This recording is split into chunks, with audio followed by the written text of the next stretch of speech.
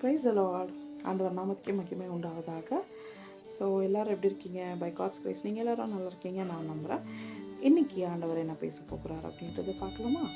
So மேத்யூக்கு எழுதின சுவிசேஷம், மத்தேயுக்கு எழுதின சுவிசேஷம் 9வது அதிகாரம் 37வது வசனம். மேத்யூ சாப்டர் 9 verse 37 படிப்போமா? Then he said to his disciples, the harvest truly is plentiful, but the laborers are few. Laborers are few. இதை வச்சு புரிஞ்சுப்பீங்க இன்னைக்கு வார்த்தை என்ன அப்படின்னு சொல்லிட்டு. ஸோ இது ஆண்டவர் துக்கமாய் சொல்கிறாரு,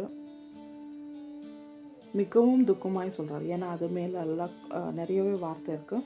அதை நீங்கள் படிச்சிங்கன்னா உங்களுக்கே புரியும். ஸோ வார்த்தை, ஆண்டவருடைய வார்த்தை இருக்குது, கிங்டம் ஓப்பனாக இருக்குது, வார்த்தை இருக்குது, ஆனால் சொல்கிறதுக்கு ஆட்கள் இல்லை. அதுதான் இதனுடைய அர்த்தம். அந்த வார்த்தையை இன்னொருத்தருக்கு போய் ஷேர் பண்ண லேபர்ஸ், ஒர்க்கர்ஸ், ஆண்டவருடைய பிள்ளைகளாக நம்ம இதை செய்ய மாட்டோம். ஸோ அதான் ஆண்டவர் கேட்குறாரு.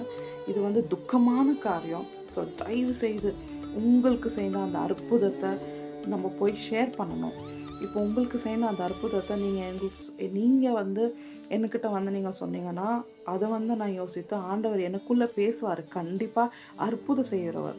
சொல்கிறது மட்டும் தான் உங்களுடைய வேலை. Salvation is of Lord. ரட்சிப்பு கர்த்தருடையது. ஸோ கண்டிப்பாக நம்ம நம்மளுடைய வாழ்க்கையில் என்ன அற்புதத்தை ஆண்டவர் செய்தாரோ நம்ம இன்னொருத்தருக்கு போய் சொல்லணும். ஏன்னா ஆண்டவர் வர நாட்கள் குறைஞ்சிட்டே இருக்குது. ஆண்டவருடைய வருகை எப்படி இருக்குன்னா ட்ரெயின் போல் சீக்கிரமாக வந்துக்கிட்டே இருக்கும். இன்னும் வரலையே அப்படின்னு நீங்கள் நினச்சிருப்பீங்க. பட் காலகட்டத்தை நீங்கள் பார்த்துட்டே போனால், ஆண்டவருக்குள்ளே நீங்கள் நடந்துகிட்டே போனால் ரொம்ப சீக்கிரமாக இருக்குது. அது எப்போ இருக்குதுன்னு திருடை போல் வருவார். அதுவும் நம்ம பார்த்தோம் இல்லையா? ஸோ அப்படி தான் இது டே பிஃபோர் எஸ்டர்டே நம்ம பார்த்த மாதிரி நம்மளுடைய க்ரௌன், ஓகே, நம்மளுடைய க்ரௌன் நம்மளுக்கு கிடைக்கணும்னா நம்மளுடைய வேலை நம்ம செய்யணும். அந்த வேலையில் இதுவும் ஒன்று தான். ஓகே, ஆண்டவருடைய வார்த்தையை நம்ம மற்றவங்களுக்கு சொல்லணும். அவருடைய அன்பு என்ன நம்ம சொல்லணும். எப்படி நம்ம ஆண்டவர் நம்மளை நேசித்தார், என்னென்ன ஆச்சு, ப்ளீஸ் தயவுசெய்து நம்ம இன்னொருத்தருக்கு சொல்லலாம். எப்படி நாங்கள் சொல்லணும், எப்படி ஆண்டவருடைய வார்த்தை நம்ம ஷேர் பண்ணோம் அப்படின்னா கண்டிப்பாக நீங்கள் ஆண்டவர்கிட்ட கேட்கணும். ஆண்டவர் பேசுகிற தேவன், தினந்தோறும் பேசுகிற தேவன்.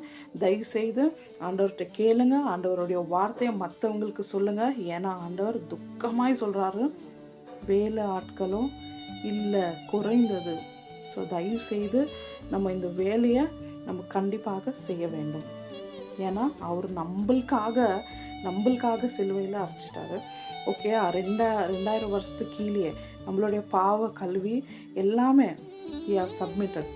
அந்த நேரத்தில் என்னால் முடியாதுன்னு ஆண்டவர் பண்ண முடியாது, இது ரொம்ப பெயின்ஃபுல் அப்படின்னு சொல்லிட்டு போயிருந்தா நம்ம இப்படி இருந்திருக்க மாட்டோம். ஸோ அவருடைய வேலையை செஞ்சுட்டார். இது நம்மளுடைய வேலை, நம்ம தான் செய்யணும். So we should submit, we should confess.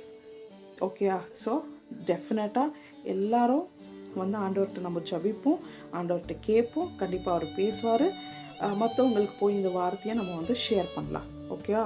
So இன்றைக்கி ஆண்டவர் இந்த வார்த்தையை பேசுவார். நாளைக்கு என்ன வார்த்தை பேச போகிறாரோ நாளைக்கு ஒன்று வீடியோவில் பார்க்கலாம். Until then, God bless you.